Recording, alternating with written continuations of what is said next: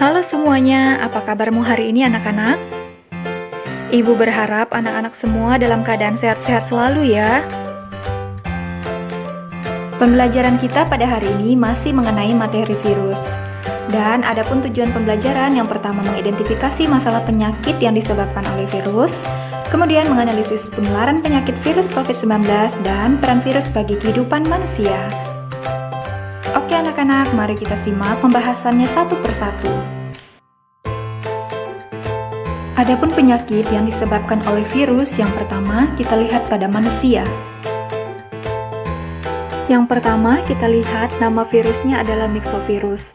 Penyakit yang disebabkan oleh virus ini adalah terjadinya influenza, di mana virus ini menyerang epitelium dalam trakea atau bronkus. Kemudian ada rhinovirus, atau terjadinya demam melalui saluran pernapasan atas. Kemudian ada virus variola, kemudian ada paramyxovirus, kemudian juga ada virus rubella, atau terjadinya infeksi kelenjar limfa di leher, mata, dan kulit. Nah, anak-anak, terus amati dan cermati pembelajaran ini ya. Selanjutnya, di sini juga Ibu akan memberikan gambar-gambar dari beberapa virus. Yang pertama ada myxovirus yang menyebabkan terjadinya influenza, kemudian ada rhinovirus yang menyebabkan terjadinya demam. Selanjutnya, di sini ada paramyxovirus atau yang menyebabkan terjadinya gondok.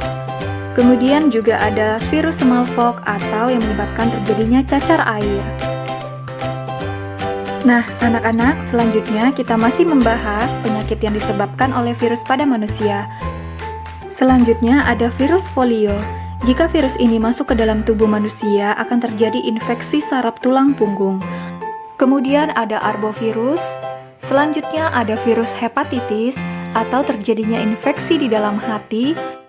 Ada HIV/AIDS, dan yang terakhir ada H5N1 atau flu burung, terjadinya infeksi saluran pernapasan. Nah, berikutnya ada beberapa gambar virus yang akan Ibu tampilkan. Yang pertama ada hepatitis.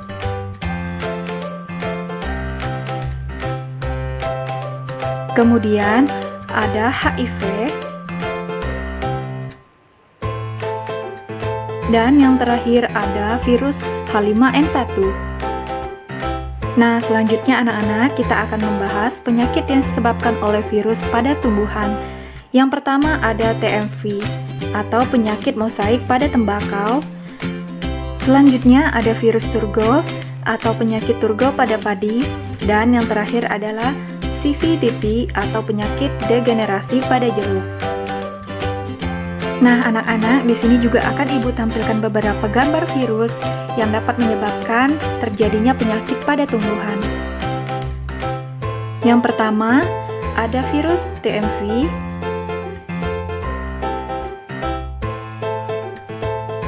Dan virus turgo atau penyakit turgo pada padi.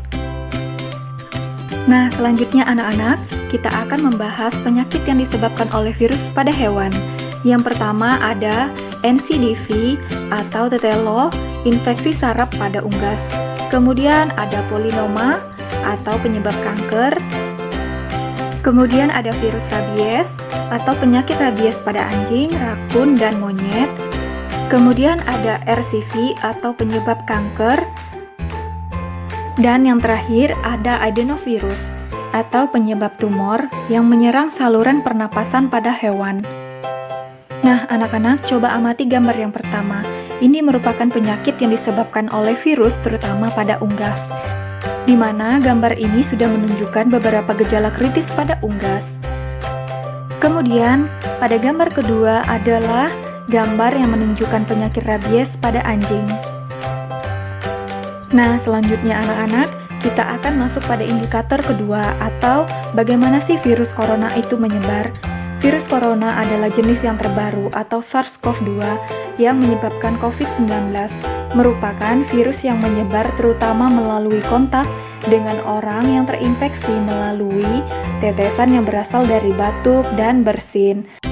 Saat ini sangat penting bagi kita untuk memperhatikan kebersihan pernafasan kita. Misalkan, menutup hidung dan mulut Anda dengan menggunakan tisu atau sapu tangan.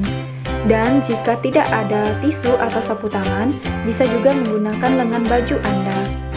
Selanjutnya, kita juga segera membuang tisu yang kita gunakan tadi dan mencuci tangan. Nah, anak-anak, saat ini juga sangat penting ya untuk mencegah penularan COVID-19. Bagaimana caranya? Yang pertama adalah selalu menggunakan masker. Nah, anak-anak, sebagai pengetahuan tambahan untuk kalian, saat ini tidak dianjurkan ya untuk menggunakan masker satu lapis. Harus menggunakan 3-4 lapis sebagai penggunaan masker kain. Kemudian selalu rajin mencuci tangan dengan air mengalir. Kemudian jangan menggosokkan mata Anda dengan tangan. Kemudian jangan memasukkan jari Anda ke dalam lubang hidung atau menggigit kuku, dan hindari juga mengkorek telinga dengan benda apapun. Nah, anak-anak, virus itu tidak selalunya merugikan manusia. Adapun peran virus dalam bidang kesehatan, yang pertama ada vaksinasi. Saat ini, dunia kedokteran sudah menciptakan vaksin polio. Kemudian ada juga vaksin rabies, vaksin hepatitis, dan sebagainya, dengan pemberian virus yang telah dilemahkan ke dalam tubuh agar virus membentuk antibodi. Peran virus juga bisa digunakan untuk terapi gen melalui rekayasa genetika.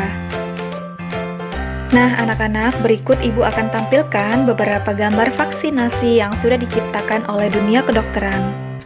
Ada vaksin polio, ada vaksin hepatitis, kemudian ada vaksin rabies, dan ada vaksin influenza.